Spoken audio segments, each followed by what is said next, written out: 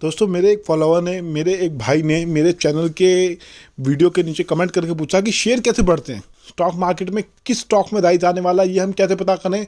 जो स्टॉक के अंदर जैसे कई ऐसे स्टॉक हैं जो 20% बढ़ जाते हैं, 30% बढ़ जाते हैं एक दिन के अंदर, नहीं हफ्ते 10 दिन के अंदर। कई स्टॉक इंटरडे के अंदर 10-12% बढ़ जाते हैं। तो उसने पूछा ये शेयर बढ़ते कैसे हैं। दोस्तों, मैं आपको बताता हूँ शेयर कैसे बढ़ते हैं। शेयर तब बढ़ते हैं जब उस शेयर के अंदर बाइंग आती है, कोई शेयर को खरीदता है। मान लीजिए एक कंपनी के मेरे पास 10 शेयर हैं, वो 1000 रुपये का चल रहा है, आपके पास भी 10 शेयर है, ऐसे करोड़ों लोगों के पास शेयर हैं। बायर अगर उसको 10% बढ़ाना चाहता है तो मैं अगर बेचता जाऊंगा वो खरीदता जाएगा। अगर वो बायर जीत जाता है तो स्टॉक के अंदर राइज आ जाएगा। वहीं सेलर उसको दबा देते हैं बेच के, तो वो स्टॉक नीचे आ जाएगा। तो एफआई ही हैं जो स्टॉक को खींच के ऊपर लेके जाते हैं, जो उसके ना बाइंग करते हैं। जो बल्क इन्वेस्टर हैं जिनके पास बहुत मोटा पैसा है, हजारों करोड़ रुपया है। तो दोस्तों, मैं क्या कह रहा था, मैं स्टॉक मार्केट के ऊपर बात कर रहा था। आइए उसके बारे में हम थोड़ा डिस्कशन को आगे बढ़ाते हैं। तो एफआई जी हैं जो स्टॉक मार्केट में सट्टा खिलाते हैं, स्टॉक को खींचते जाते हैं, वो बढ़ाते जाते हैं और धीरे धीरे करके अपने शेयर बेचते जाते हैं। तो आप ऐसी कंपनी के स्टॉक को बाय करो जिसके बिजनेस आने वाले टाइम में ग्रो करेंगे और जिसकी मैनेजमेंट जो है फ्रेंडली इन्वेस्टर है, इन्वेस्टर की भी वेल्थ क्रिएट करके दे रहे हैं, इन्वेस्टर को भी डिविडेंड अच्छा खासा देते हैं, डिविडेंड दे के रिवॉर्ड करते हैं और जैसे जैसे उनके प्रॉफिट बढ़ते जा रहे हैं वैसे वैसे बोनस शेयर भी दे रहे हैं, इन्वेस्टर की वेल्थ बना के दे रहे हैं। तो आप ऐसी कंपनी के स्टॉक को बाय करो ये नहीं कि आपने ये देखा कि पास में कंपनी ने अच्छा डिविडेंड दिया है, वो बोनस शेयर भी दिया, तो इसका मतलब इन्वेस्टमेंट पॉइंट ऑफ व्यू से अच्छा है, ऐसा जरूरी नहीं है। इन फ्यूचर अगर उस कंपनी का बिजनेस ग्रो नहीं करेगा तो उसके अंदर अच्छा राइज नहीं आएगा, उसके अंदर आपको बड़ा क्रैश भी देखने को मिल सकता है। मान लीजिए पास में किसी कंपनी ने, एग्जांपल के लिए मान लीजिए एक कंपनी का स्टॉक है, उसने आपको बोनस भी दिया और आपको डिविडेंड भी अच्छा दिया, लेकिन उसका आने वाले टाइम में फ्यूचर अच्छा नहीं है, फ्यूचर ब्राइट नहीं है, मैनेजमेंट ग्रीडी नहीं है ग्रोथ को लेकर। वो कहता है जितना मैंने पैसा कमा लिया बहुत है, मुझे आगे ग्रोथ नहीं चाहिए, मुझे आगे बिजनेस को एक्सपेंशन नहीं करना, नए नए सेगमेंट में नहीं जाना, अपना पोर्टफोलियो बड़ा नहीं करना, जितना है उतना ही भोटा, मतलब वो लाला कंपनी है, वो आगे और नहीं बढ़ना चाहती। तो ऐसी कंपनी का स्टॉक कभी नहीं बढ़ने वाला, ऐसी कंपनी का स्टॉक उल्टा नीचे आ जाएगा। एफआईएस का इंटरेस्ट उस स्टॉक में ख़त्म हो जाएगा। एफआईएस का इंटरेस्ट उन जो अच्छे स्टॉक में क्यों है, इसके अंदर राइज क्यों आ रहा है, क्योंकि वो ये देख रहे हैं कि कंपनी का बिजनेस मॉडल क्या है और कंपनी का बिजनेस इन फ्यूचर बढ़ने वाला है नहीं बढ़ने वाला। क्योंकि अगर कंपनी का बिजनेस ग्रो होगा तो उसका अर्निंग पर शेयर बढ़ेगा, कंपनी के प्रॉफिट बढ़ेंगे और कंपनी के प्रॉफिट बढ़ेंगे तो उनको बोनस भी मिलेगा और उनको डिविडेंड भी मिलेगा। इसलिए जो है स्टॉक के अंदर अच्छा खासा राइज आता है। तो आप अच्छी क्वालिटी, हाई क्वालिटी बिजनेस में इन्वेस्ट कीजिए, तभी आपको रिटर्न मिलेगा।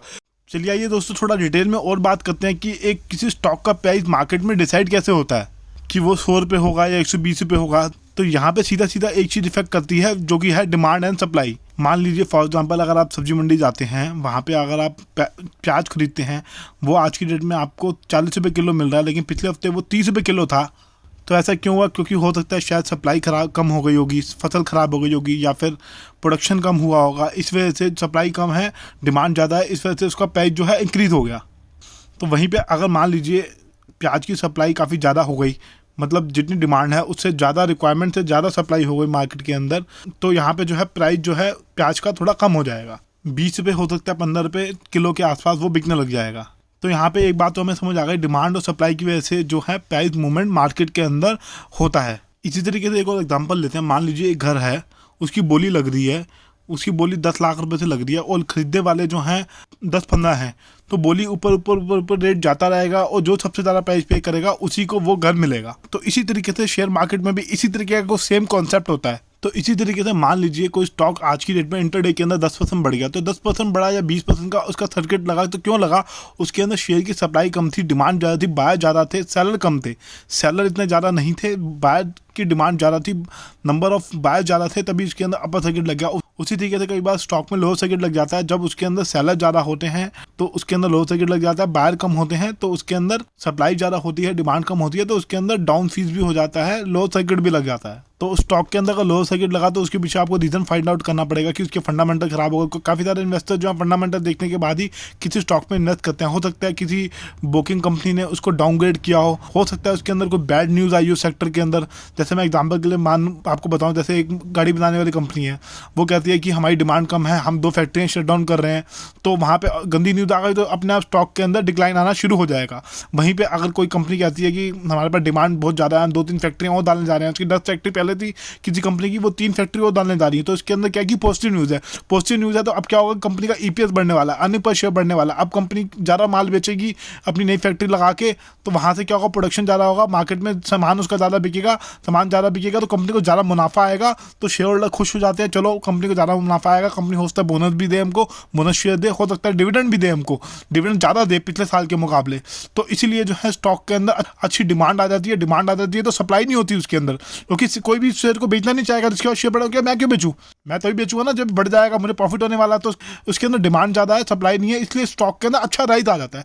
ज़्यादातर ऐसा आपको स्मॉल कैप स्टॉक और मिड कैप स्टॉक के अंदर देखने को मिलेगा, उसके अंदर वॉलेटिलिटी ज़्यादा होती है, वॉलेटाइल सारे स्टॉक होते हैं, लेकिन ज़्यादातर आपको राइज अच्छा खासा राइज स्मॉल कैप स्टॉक के अंदर देखने को मिलेगा, क्योंकि इस टाइप की न्यूज़ ज़्यादातर जो है स्मॉल कैप कंपनीज में आती हैं, क्योंकि स्मॉल कैप कंपनी ऐसी कंपनी है जो बहुत तेज़ी से ग्रो होती हैं, क्योंकि अगर मैनेजमेंट उसको ढंग से उस बिजनेस को रन करे, उसके लिए जी जान लगा दे, मेहनत लगा दे, तो उसके अंदर हमें मल्टीबैगर का रिटर्न मिलता है। तो फंडामेंटल्स के अंदर जो इन्वेस्टर होते हैं, जो स्मार्ट इन्वेस्टर होते हैं, वो क्या देखते हैं, कंपनी के एक्सपेंशन प्लान देखते हैं, कंपनी की डेट इक्विटी रेशियो देखते हैं कि कंपनी के ऊपर डेट कितना है, और दूसरा देखते हैं कि प्रमोटर ने प्लेजिंग कर रखी है नहीं कर रखी, कि प्रमोटर ने शेयर गिरवी रखे हुए नहीं रखे हुए, प्लेजिंग कर रखी है नहीं कर रखी। तो जितने भी स्मार्ट इन्वेस्टर हैं वो हमेशा फंडामेंटल्स को जरूर देखते हैं किसी स्टॉक में इन्वेस्ट करने से पहले।